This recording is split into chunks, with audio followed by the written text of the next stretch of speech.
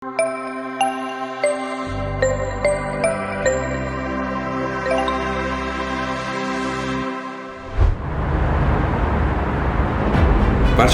O'zsanoat qurilish bank bosh ofisida ko'rib turganimizdan bag'oyatda xursandmiz. Olimlarimiz qilayotgan g'oyalarini tatbiq qilib, demak real hayotdagi ishlab chiqarishga tatbiq qilish masalasi bu juda ham dolzarb. Sanoat korxonalarida bugungi kunda ishlab chiqarilayotgan qurilish materiallarining sifati, uning energiya tejamkorligi, uning insonlar sog'lig'iga zarar yetkazmaydigan holatda ishlab chiqarish masalalari qo'yilgan. Shu bo'yicha Sanoat qurilish bankida bugun bir nechta oliy ta'lim tashkilotlari, universitetlarimiz va Fanlar akademiyasining ilmiy tadqiqot instituti olimlari jamoasi yig'ilgan. Taqdimot davomida ilm-fanni moliyalashtirish jamg'armasi tomonidan har yili kamida 30 nafar yosh olim va tadqiqotchilar uchun ilmiy stajirovka xarajatlarini qoplab berishga, soha olimlarining ilmiy loyihalarini moliyalashtirish uchun innovatsion faoliyatni qo'llab-quvvatlash jamg'armasida har yili kamida 15 milliard so'm mablag' ajratilishiga hurmatli prezidentimizdan ruxsat olindi demak. Birinchi eng yaxshi takliflardan bittasi mana shu hozirgi kunda doktorantlar tomonidan yoki aytaylikki ilmiy tadqiqotchilar tomonidan bajariladigan ishlarni konkret korxonalarning muammolariga qaratish.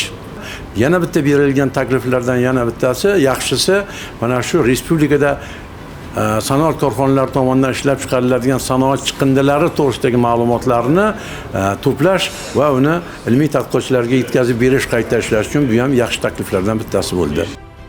Qurilish industriyasida turgan muammolarni biz muhokama qildik. Misol uchun, qurilish materiallari kimyo texnologiyalari bo'yicha qanday muammolar turibdi? Sement, shisha, kvarts qumlarini tozalash yoki chinni, texnik fayans qurilish materiallari ishlab chiqish uchun kalin xomoshasini, dala shpatini tozalash va boyitish masalalari. Bizning institutimizda mana shu Wolfram konda chiqqan sanoat chiqindisidan foydalanib, hozirgi kundagi ishlab chiqariladigan sementlarga qo'shimcha qo'shib shu 20% gacha demak ishlab chiqariladigan klinkerni tejash bo'yicha ishlar olib borildi va ilmiy tadqiqot ishlarining natijalariga ega bo'lindi.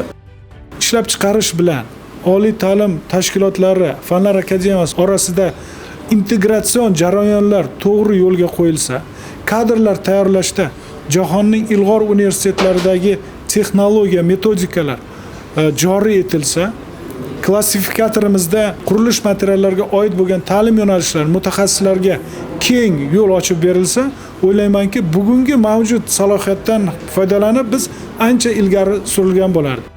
Men o'ylaymanki, bu birinchi uchrashuv bunaqa katta formatda bu doimiy yo'lga qo'yilsa, ham bank uchun manfaatdorlik bo'ladi. Biz esa ilmiy g'oyalar va innovatsiyalarni mana shu korxonalarga kiritishimiz bilan salohiyatimiz o'sadi.